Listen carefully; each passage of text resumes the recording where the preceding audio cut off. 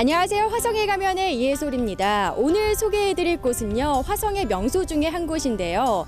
조금은 가슴 아프지만 우리가 절대로 잊어서는 안 되는 곳 중에 한 곳입니다. 얼마 전 3.1절 기념 행사가 열리기도 했던 제암리 순국기념관인데요. 나라를 빼앗긴 서름과 아픔이 고스란히 묻어져 있는 이 역사의 현장에서 화성에 가면 시작합니다.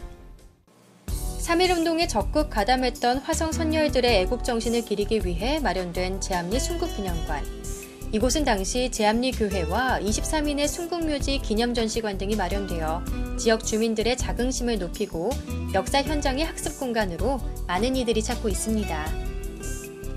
제암리 학살 사건으로 불리는 일제의 만행은 3월 1일 서울에서 시작된 만세운동이 3월 30일 발안 장날을 기점으로 주민 1000여 명이 독립만세 운동을 벌인 것에 대한 보복과 응징으로 시작됐습니다. 일제는 격렬했던 발안 장날 만세 운동에 대한 보복으로 4월 15일 제암리에 도착해 마을 성인 남자들을 제암리 교회로 모이게 한 후 예배당에 사격을 가하고 민가에 불을 질러 한자리에서 마을 주민 23명이 희생되는 참극이 벌어졌습니다.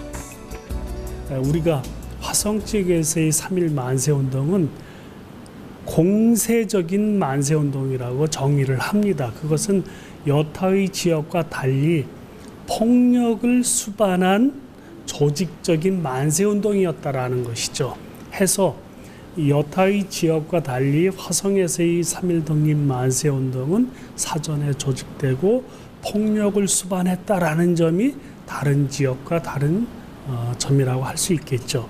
그만큼 열혈적인, 적극적인, 주체적인 그러한 정신이 화성의 정신이 아닐까 생각을 합니다.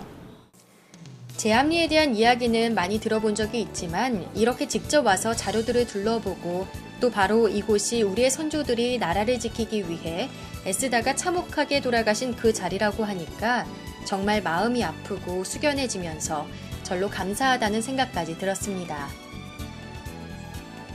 제암리에서의 일제의 만행을 전 세계에 알리게 된 것은 당시 한국에 와 있던 한 외국인 교수의 역할이 매우 컸다고 하는데요. 바로 제암리의 참상을 잘 알리게 된 이 고 스코필드 박사님 때문이라고 합니다. 화성시는 얼마 전 광복 70주년을 맞아 열린 3.1절 기념 행사에서 위험을 무릅쓰고 제암리 학살 사건의 일본 만행을 세계에 알린 고 스코필드 박사를 기념하기 위해 동상 제막식을 가졌습니다. 고 스코필드 박사는 3.1운동 민족 대표 33인과 함께 34번째 민족 대표로 불리며 1970년 국립서울현충원 애국지사 묘역에 안장된 유일한 외국인입니다. 스코필드 박사는 1916년 세브란스의 세균학 교수로 한국에 와 1919년 3월 1일 역사적인 독립만세 현장을 사진으로 남겼으며 3.1운동 이후에 일본의 조선인 학살과 고문을 국제사회에 고발한 장본인입니다. 그 외에도 화성시에서는 매년 3월 1일에 전국에 가장 과감하고 격렬한 만세운동이 일어났던 제암리와 우정읍, 송산리 등지에서 만세운동 재현 행사를 하는 등 국권 회복을 위한 선조들의 희생정신을 기리기 위해 꾸준한 노력을 펼쳐왔습니다. 국난 극복의 정신이 잘 깃들어 있는 이런 곳에 오셔서 후손들을 강하게 교육시키고 미래의 인재로서 육성할 수 있는 그러한 곳이 아닐까 생각을 합니다.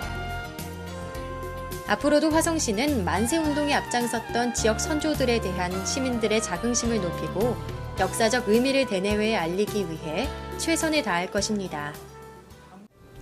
제암리 순국기념관에 대해서 소개를 해드렸는데요. 이제 따뜻한 봄 날씨가 이어지잖아요.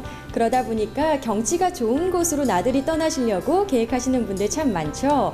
그런데 한 번쯤은요, 이렇게 우리나라의 역사를 느낄 수 있는 현장에 와보시는 것도 참 좋을 것 같습니다.